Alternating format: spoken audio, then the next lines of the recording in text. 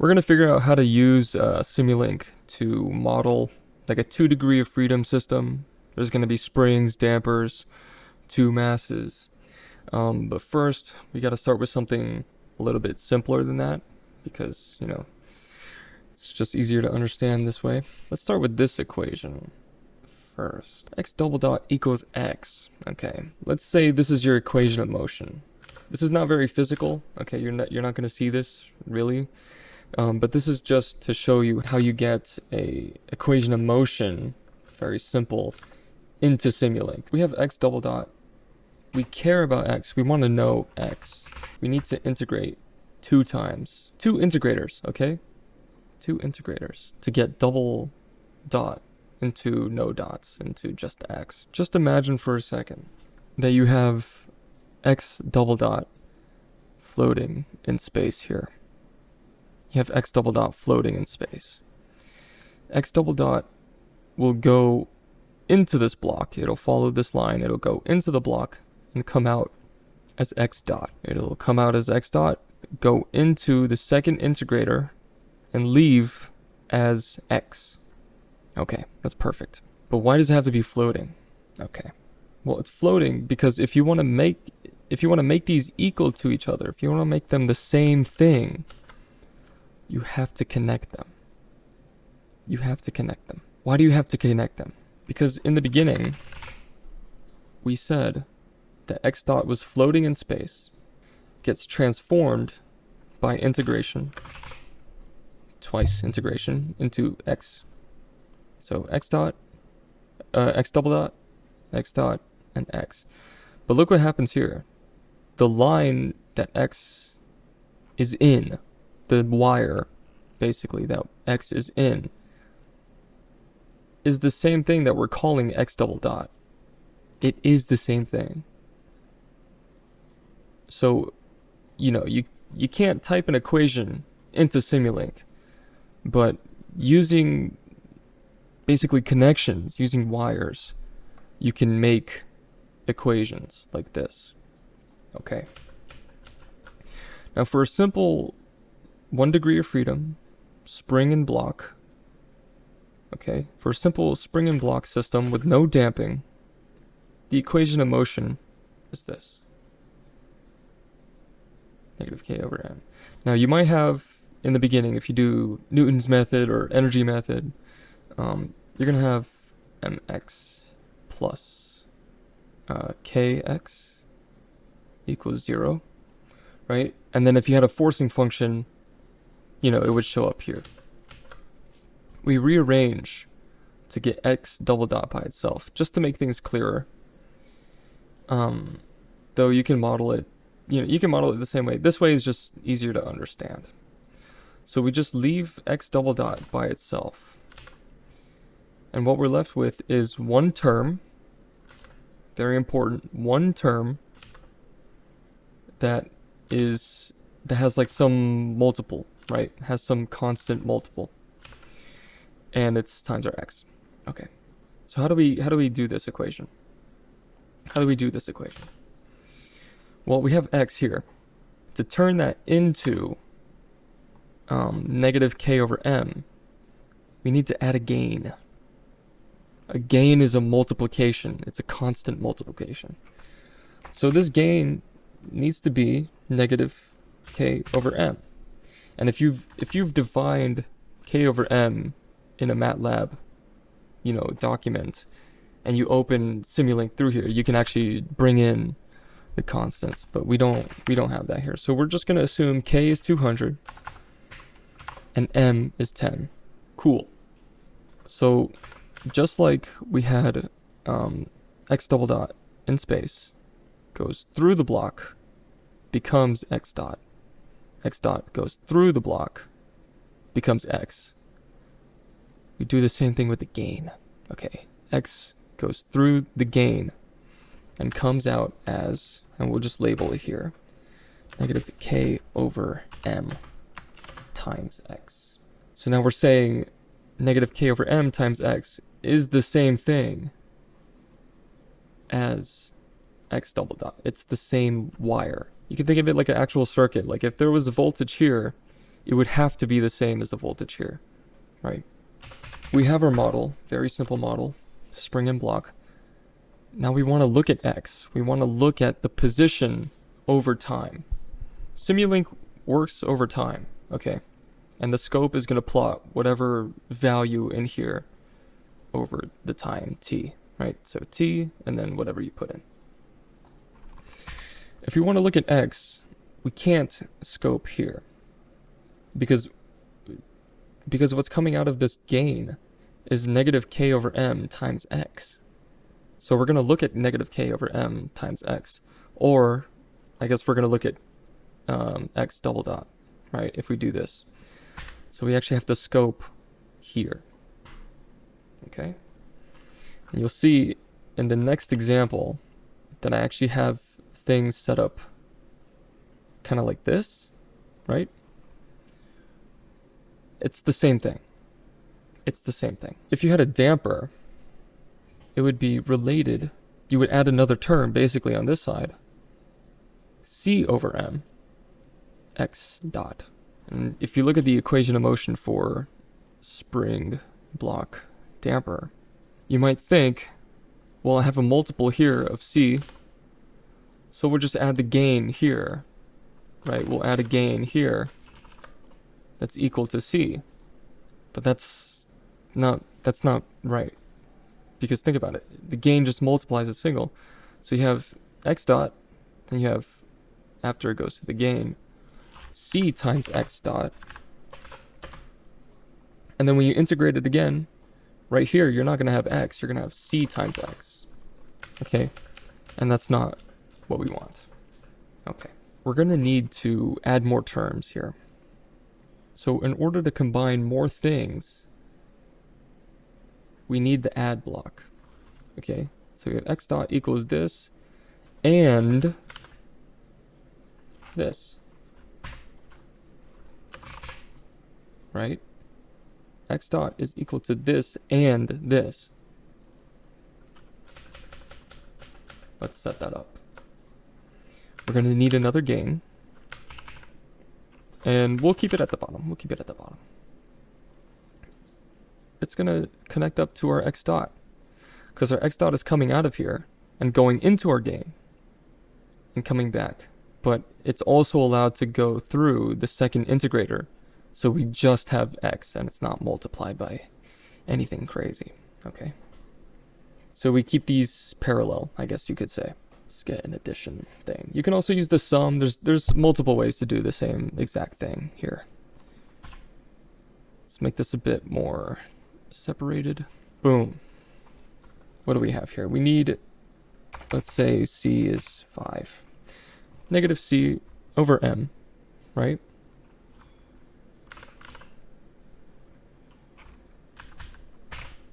X dot. There you go. So now, this signal, this x dot signal, is the same thing, is connected to, just added, right? These are just added. So you could maybe think of these wires being like this, and then going into here. You see? This x double dot is made up of this term and this term. Okay? And that's precisely our equation of motion if we solve for x double dot. Okay? Now, if you wanted to, if there was like a bunch of terms here, and you had your mx double dot, and you didn't want to make it, a big algebraic mess, you could still do that. You'd have to remove this over 10. What you're left with is kx, cx, and now what you have here is your m. What you're left over is your m times x double dot, right? Because you've now solved for m x double dot. Like we did before, like if you just add the gain here, it's going to carry over into all this. So all this is going to be multiplied by m implicitly, just like how we've just by the way we've defined it. So that's not what we want, because here we're going to see m times x. We can add another gain, but instead of multiplying, we can divide. So multiply by the reciprocal, basically. You have to multiply by 1 over 10. And we can call this 1 over m. So what's coming out of the addition here is mx double dot. And after we divide by m, we have x double dot. So this is how you can manipulate signals to pretty much match your equations of motion. All right. Now, if we look at the scope, if we press play on the scope, we get a 0. We get a 0 because we have no initial conditions. Okay. If your initial conditions are 0, then your whole thing's going to be 0. If you want an initial condition, you need to put it in the integrator block. And we can set this to 1. Now the trick question is, did we set the x dot at time equals 0 to 1? Or did we set the initial position to 1? Well, if we put it in this integrator, it's actually the position. And if we put it here, this would be the velocity. Okay. You're setting the initial condition of what's left over. Now if we do our scope, we can see at time equals 0, the position is 1, and then it does the oscillatory motion with the damping and everything. This is like a spring and a block with a damper. Okay, pretty simple. What about a forcing function? What about a forcing function? What if it doesn't equal 0? What if it equals some f, some constant f? Well, that's pretty easy, right? Because instead of 2 terms, 1, 2, 1, 2, we just add another. We just add another term. And if it's a constant, we can just take a constant block, put it into here, and if it was 10, we can redo the simulation, and we'll have some. We can see that our forcing function ends up at like 0.5, right? It doesn't end up at 0. It ends up at 0.5 because there's like this constant force pulling the block up, right? Cool. So that's 1 degree of freedom with forcing function. But what about 2 degrees of freedom? I'm going to pull up this other example that I prepared. It looks a lot more complicated. But it's not really all that much worse. Okay. You can recognize a couple things that we had from the previous example. We have things that loop back into our x dot, right? And I just kept the over m, right? I don't have the separate gain here.